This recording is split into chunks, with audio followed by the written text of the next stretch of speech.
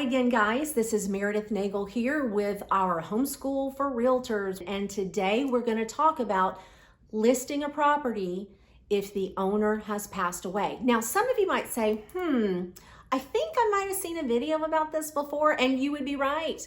We've talked about it before, but we continue to get questions on the subject, so I want to review it now. For those of you who haven't seen it, this will be a good first watch, and for those of you who saw the last one, please watch this one again. I'm going to try to address the specific issues that come up that we see that we continue to have questions on. Now, first of all, make sure when you go to list the property, you know who the owner is. And you determine that by going on the property appraiser's website and looking at the deed that you can click on there and see who is entitled to this property that you want to list, because that's the first place that you might notice that the name of the person on your listing appointment is not the person on the deed. That's going to be your indicator that somebody has passed away. So when you're at the listing appointment, there's a couple of things that are super important that you're going to need to address with them at the outset. Number one, find out who the person is in relationship to the person who has passed away. Is it their spouse? Is it their child? And once you know that, then figure out on what authority they're going to list the property. So if there was a deed of Merideth and Leon, that's my husband and wife, and at the listing appointment, only Meredith's there, and you ask where Leon is, and that she says that he's passed away, you're probably going to be okay. You can just proceed with her because she was listed on the deed originally. But if she wasn't on that deed, or if it was a child or other beneficiary that wasn't on the deed, they don't have an automatic right to list that property. A lot of people think they do because they have a power of attorney in hand. It's very common as people get older that they provide to their children and others that they trust a power of attorney that allows them to handle their business while they're alive. That power of attorney works great, again, while that person is alive. Unfortunately, at the moment of death, the power of attorney ceases to be effective. And so there is no right for someone who is named in a power of attorney to list that property. So you got to go look further. The questions you're going to want to ask are, well, has a probate proceeding begun? Now, if you get that question and you get a puzzled look, the answer is probably no. If a probate has started, they'll know that term because they will have gotten it from the lawyer.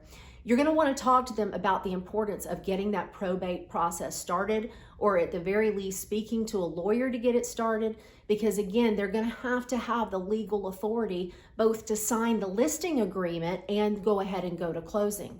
Now, I'm going to throw a wrinkle at you guys that you need to know, because this is coming up and I don't want you to get caught the last minute.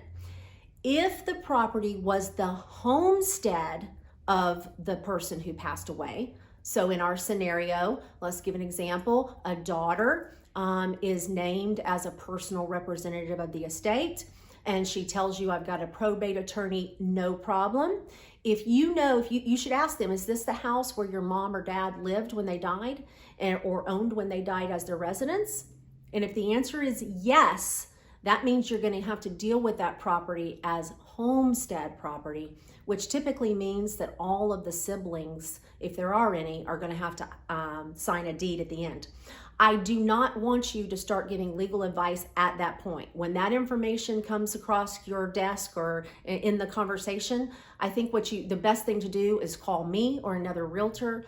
I will answer your question any time of day, whether you close with me or not. And I can walk you through what the next steps might be if it's a homestead property. What's super important to remember is a listing agreement that's not signed by the right people is not binding on anybody. So in our scenario, let's suppose it's homestead property. And let us suppose that you thought you were doing okay because the person who signed your listing agreement is the personal representative in an estate. So you think, okay, I've got it. Merideth, there's a probate. They're the personal representative. Surely that'll be enough. Well, if the property is homestead property, then it's going to go to the children, generally, will go to the children of the person who passed away. So that could be the personal representative, but it will include her brothers and sisters.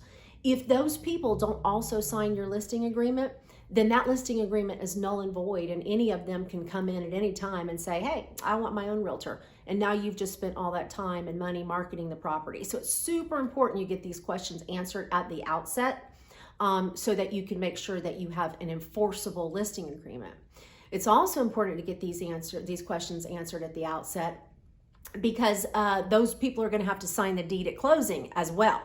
And sometimes we have situations where we go to the closing table and nobody knew it was homestead, and now all of a sudden we've got to track down brother and sister to sign a deed, and if they're hard to get or hard to get along with, the closing might not happen. You have a title problem, and the contract will cancel.